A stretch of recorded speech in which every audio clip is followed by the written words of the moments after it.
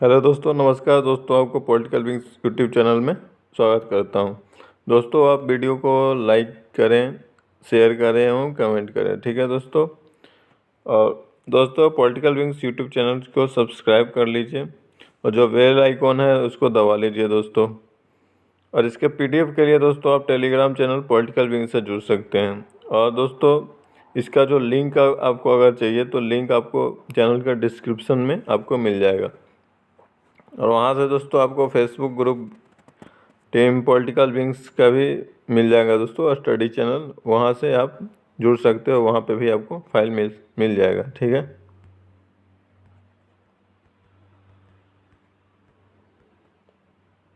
और दोस्तों, आपको आज मैं BA first year first paper जो है पॉलिटिकल थ्योरी, उसके बारे में बताऊंगा। यानी कि प्रथम साल, प्रथम वर्ष, प्रथम पेपर। और दोस्तों ये राजनीतिक सिद्धांत, ठीक है। टॉपिक क्या है इसका दोस्तों? Method of study of political science, यानी कि शीर्षक है राजनीतिक विज्ञान के अध्ययन की पद्धतियाँ। मैं गौरव कुमार हूँ दोस्तों, आपको ये आज इस टॉपिक के बारे में बताऊंगा, ठीक है।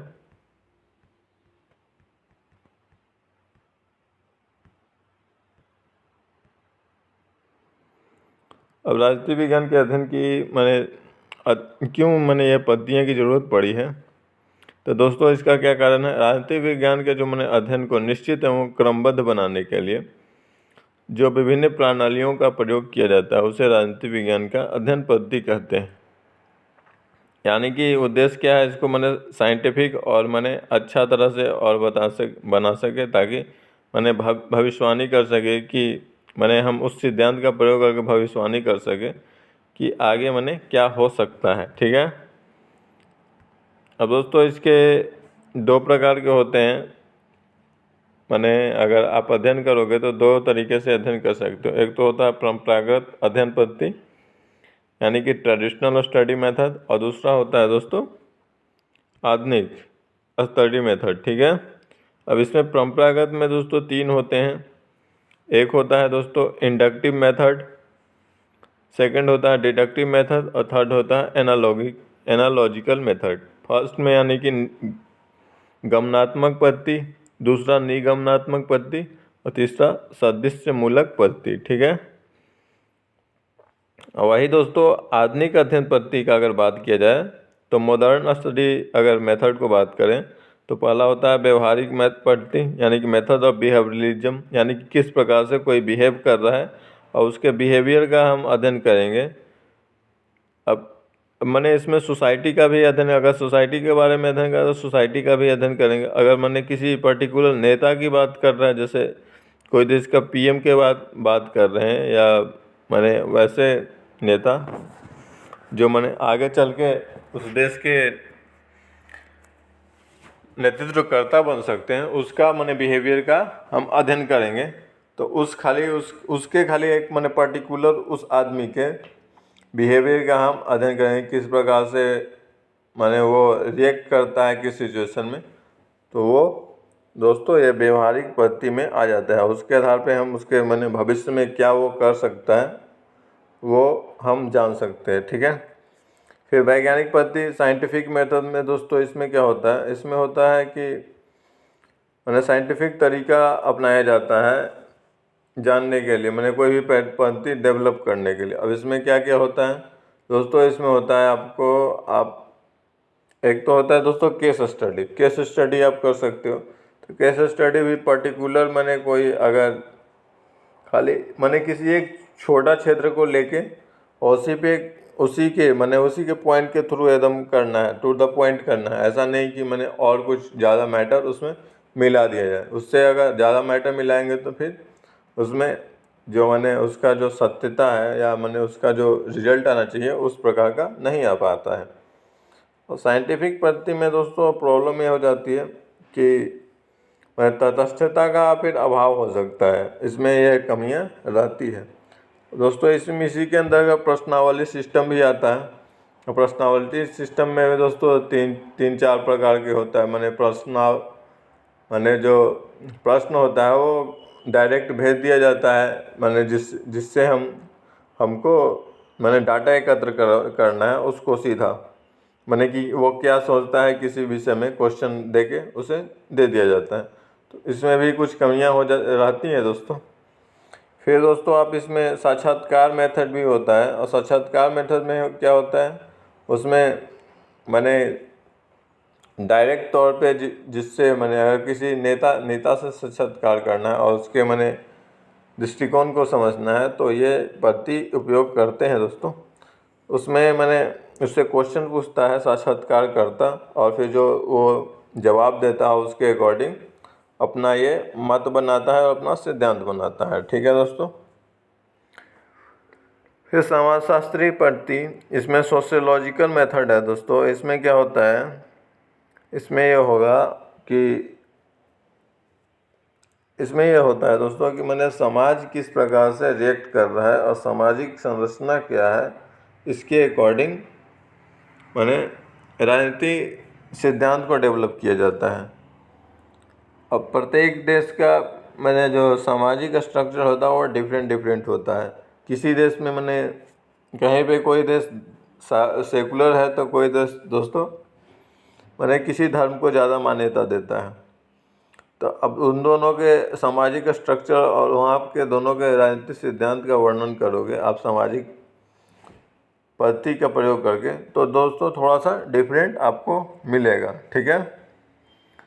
और संरचनात्मक पद्धति, स्ट्रक्चरल मेथड, अब इसमें दोस्तों मैंने किस प्रकार से संरचना बनी है, किस प्रकार से किसी देश का मैंने स्ट्रक्चर है, उस पर मैंने फोकस करके इसे कार्य किया जाता है। ठीक है।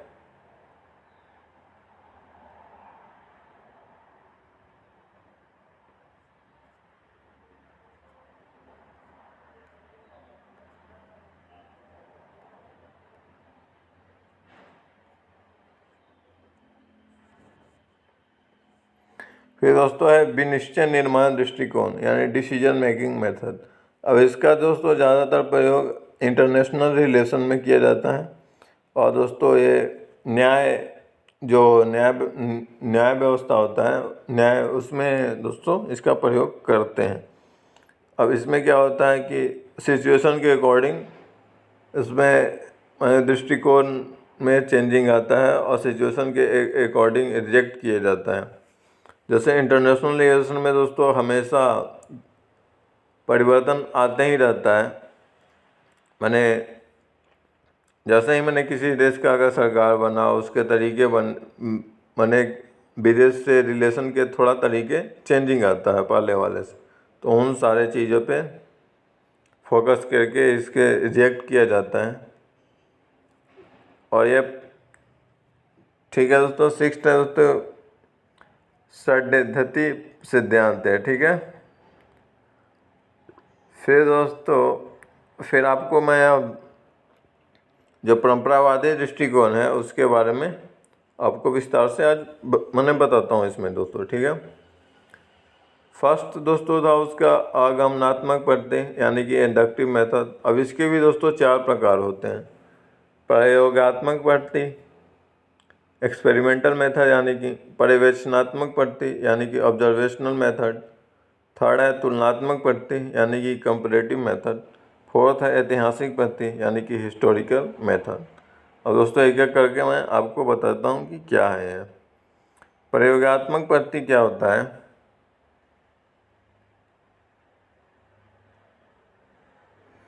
यह पद्धति किसी भी नए विचार, नए संस्था का निर्माण, नए कानून का निर्माण और किसी विशेष क्षेत्र में पहले प्रयोग करके इसको मैंने देख लिया जाता है, और उसके बाद दोस्तों फिर दूसरे क्षेत्र में भी इस सिद्धांत का प्रयोग किया जाता है और लागू किया जाता है। फिर उसका मैंने वहाँ पे इफेक्ट देखते हैं कि क्या यह कारगर है या नहीं है। अगर मैंने कारगर होता है तो दोस्तों फिर यह सिद्धांत के तौर पे मैंने कार्य करने लगता है। अब गार्डनर इसके विषय में क्या बोलते हैं दोस्तों, प्रत्येक कानून का निर्माण, प्रत्येक नई संस्था की स्थापना तथा प्रत्येक नई नीति की प्रारंभ एक प्रकार से प्रयोग ही होता है, क्योंकि उस समय तक वह अस्थायी या प्रस्ताव रूप में ही समझा जाता है जब तक कि परिणाम उसके अस्थायी होने की योग्यता को सिद्ध न कर दे। ठीक है दोस्तों। फिर कामटे मैंने ये भी राजनीतिक शास्त्री हैं दोस्तों। ये क्या बोलते हैं, राज्य में होने वाला प्रत्येक परिवर्तन एक राजनीतिक प्रयोग होता है। मैंने जितने भी मैंने चल रहा है प्रयोग वो सारे राजनीतिक प्रयोग ही हैं। मैंने किसी प्रकार का अगर आंदोलन हो रहा है तो वो भी प्रयोग ही है दोस्तों, एक प्रकार का। ठीक है। फिर दोस्तों सेकंड है आपको ऐतिहासिक पद्धति, यानी कि हिस्टोरिकल मेथड। अब इस विधि के अंतर्गत राज्य एवं उसकी संस्थाओं की प्रकृति, उत्पत्ति एवं स्वरूप के विवेचन की जाती है, जो कि हमें इतिहास के पन्नों में झांकने से मिलता है। अब दोस्तों ऐतिहासिक पद्धति का प्रयोग, जैसे कोई धर्म ग्रंथ का, आप धर्म ग्रंथ के आधार पे आप उस समय के राजनीति का मैंने अध्ययन कर रहे हो और उसके आधार पे आप ये सोच रहे हो कि आगे मैंने ये इस प्रकार से रिएक्ट करता है मैंने कोई भी देश, तो दोस्तों ये ऐतिहासिक पद्धति के अंतर्गत ही आएगा। फिर ऐतिहासिक तथ्यों का अध्ययन कर हम वर्तमान एवं भविष्य के बारे में अनुमान लगाते हैं। अब जैसे मैंने ऐतिहासिक कोई मैंने किताब या कुछ भी शिलालेख ये सारी चीज़ों का पढ़कर उसके बाद हम ये अनुमान लगाते हैं कि मैंने वर्तमान में देश की जो स्थिति है और भविष्य में देश की स्थिति होगी, किसी भी देश की या किसी भी संस्था की, वो किस प्रकार से रहेगी। तो ये दोस्तों हिस्टोरिकल पद्धति में ही आता है। और लास्ट की जो है इसके विषय में क्या बोलते हैं, संपूर्ण राजनीतिक इतिहास का, संपूर्ण राजनीति जो है वो इतिहास का ही दर्शन है। ठीक है दोस्तों, यानी कि जितना भी राजनीति है वो इतिहास से ही प्रभावित होकर बना है, यह इनका कथन है। गिलक्रास्ट ये क्या बोलते हैं, इतिहास न केवल संस्थाओं की व्याख्या करता है वरन यह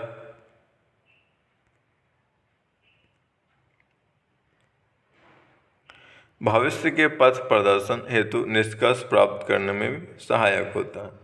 अब दोस्तों आप ये जान सकते हो जैसे ऐतिहासिक तौर पे कि जब मैंने युद्ध हुआ था या मैंने कोई भी आंदोलन हुआ था तो कोई राजा किस प्रकार से उसे दबाया या किस प्रकार से कोई राजा उस युद्ध को जीता, तो ये दोस्तों आप उससे ज्ञान प्राप्त कर सकते हो। और अगर कभी सिचुएशन ऐसा बना तो आप उस प्रकार के मैंने थोड़ा बहुत उसमें परिवर्तन करके या उसी तरीके से आप उस युद्ध को जीत सकते हो या उस आंदोलन को आप दबा सकते हो, कोई भी आंदोलन को। ठीक है,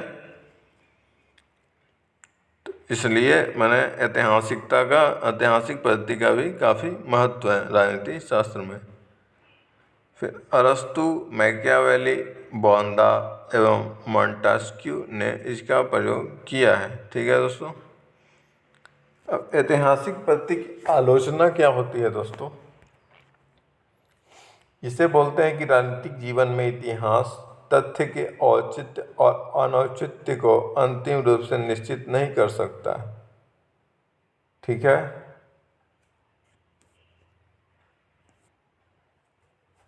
यानी कि राजनीतिक जीवन जो मैंने क्या औचित्य है, मैंने क्या उसका प्रभाव है, क्या मैंने कोई प्रभाव है, इस सारे चीज़ों को वो निश्चित नहीं कर सकता है। मैंने उतना उसमें क्षमता नहीं है इतिहास में कि वर्तमान की परिस्थितियों के या भविष्य की परिस्थितियों को पूरी तरह से मैंने हल कर दे। फिर दोस्तों इतिहास का अध्ययन राजनीतिक समस्याओं के समाधान में बहुत सीमित रूप से सहायक होता है।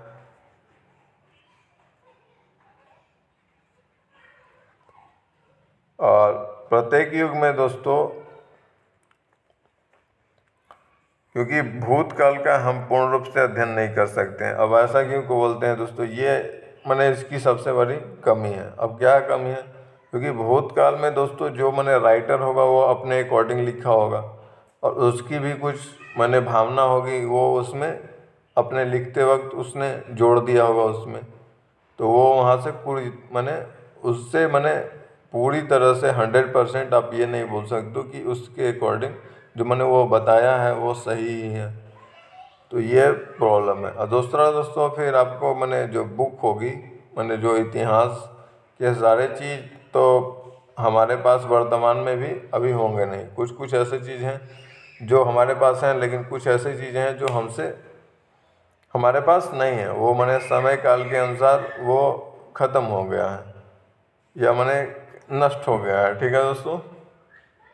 और कुछ चीज़ों का मैंने हम अध्ययन ही नहीं कर पाते हैं, क्योंकि मैंने उसका लिपि का मैंने अध्ययन करता मैंने अभी वर्तमान में कोई नहीं है।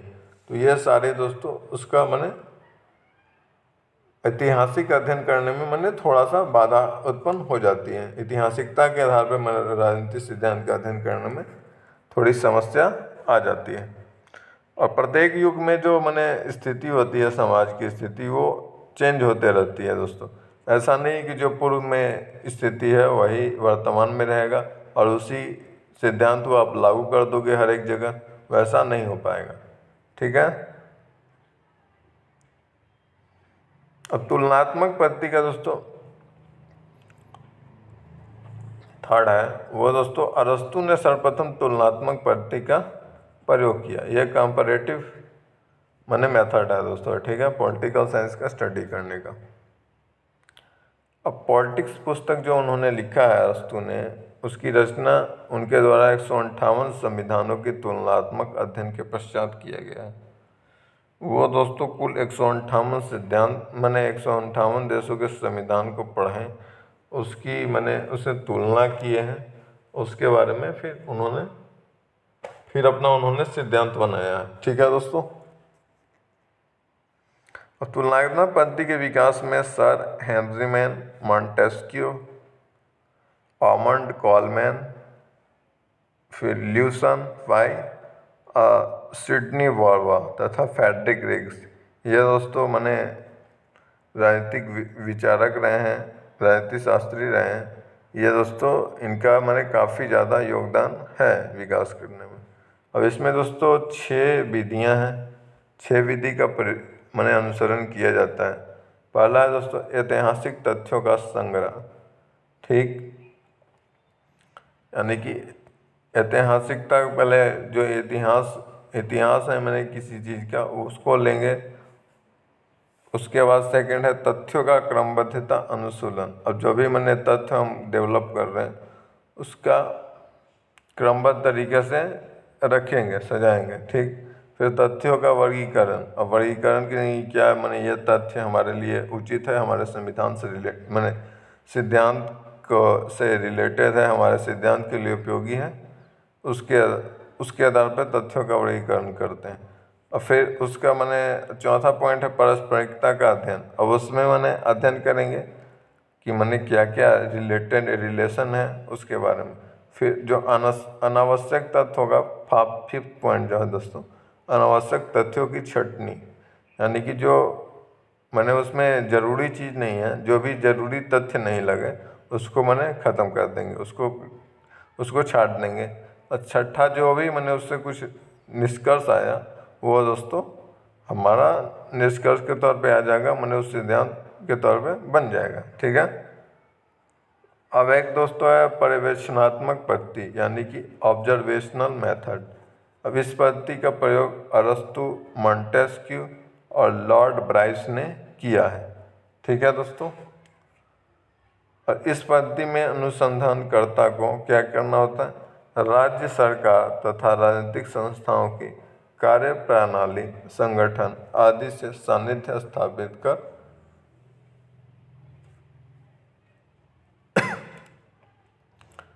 उसका अवलोकन करना होता है। ठीक है दोस्तों। और इसमें क्या होगा आपको, और इसमें आप ये भी नहीं बता सकते कि मैंने अगर आपको रिजल्ट पूरी तरह से चाहिए तो ये नहीं बता सकते कि मैं आपका मैंने ऑब्जर्वेशन कर रहा हूँ, आपके कार्य के तरीके का ऑब्जर्वेशन कर रहा हूँ और मैं सिद्धांत डेवलप कर रहा हूँ।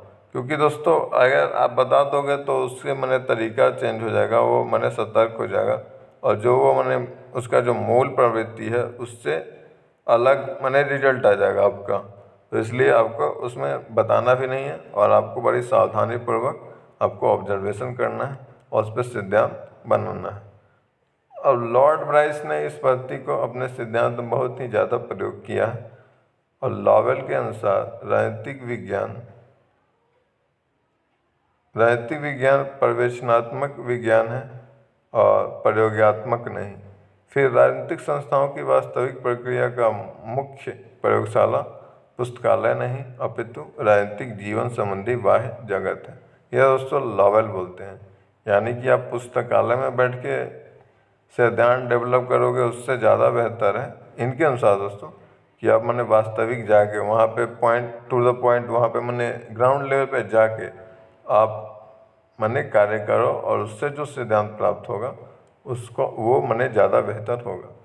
फिर दोस्तों निगमनात्मक पद्धति जो है ऑब्जर्वेशन यह पद्धति स्वयं सिद्ध तथ्यों पर आधारित होता है और इसमें अध्ययन करने से पहले ही एक तथ्य लेकर चलता है और बाद में इसके आधार पर निष्कर्ष निकलता है।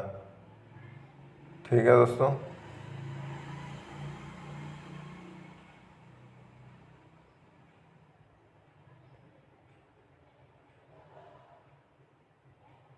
प्लेटो, अरिस्टो, मैकियावेली, रूसो एवं मिल इसका प्रयोग अपने राजनीतिक अध्ययन पद्धति में करते हैं।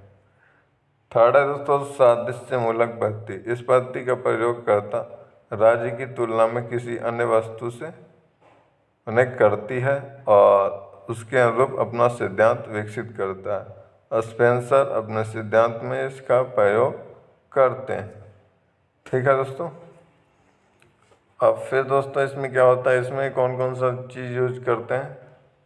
वैधानिक पद्धति यानी कि ज्यूरिस्टिक मेथड, फिर जैविक पद्धति बायोलॉजिकल मेथड, थर्ड है दोस्तों सोशियोलॉजिकल मेथड और फोर्थ है मनोवैज्ञानिक मेथड यानी साइकोलॉजिकल मेथड। अब किस प्रकार उसके मानसिकता के आधार पर यहाँ पे अध्ययन करेंगे।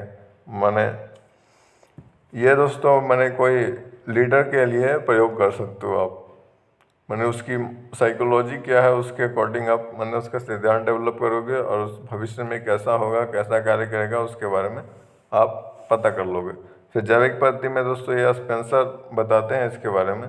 स्पेंसर बोलते हैं दोस्तों कि जो मैंने ब्रेन जो मैंने मस्तिष्क है यानी कि जीव से इन्होंने राज्य को मैंने कंपेयर किया था और मस्तिष्क को बताया था। मैंने जो सरकार होती है मैंने जो प्रशासन व्यवस्था वो दोस्तों मस्तिष्क है, यानी कि जिस प्रकार से मस्तिष्क कार्य करता है उसी प्रकार से वो मैंने सरकार कार्य करती है और नियम बनाती है समाज के लिए। तो यह है और इन्होंने ये बताया था कि इस मैंने धीरे धीरे जिस प्रकार से जीव में विकास होता है ठीक उसी प्रकार से राज्य में भी विकास होता है। ठीक है। वैधानिक पद्धति में दोस्तों यानी कि ये न्याय के आधार पे हम इसमें मैंने राजनीति शास्त्र का अध्ययन करते हैं। सामाजिक पद्धति दोस्तों सोशियोलॉजिकल आधार पर करेंगे यानी कि समाज का किस प्रकार का स्ट्रक्चर है उसके अकॉर्डिंग वर्क करेंगे। ठीक है। थैंक यू फ्रेंड वीडियो देखने के लिए धन्यवाद। और दोस्तों पॉलिटिकल विंग्स यूट्यूब चैनल को सब्सक्राइब कर लीजिए और पीडीएफ के लिए दोस्तों टेलीग्राम चैनल पॉलिटिकल विंग से जुड़ें। ठीक है दोस्तों।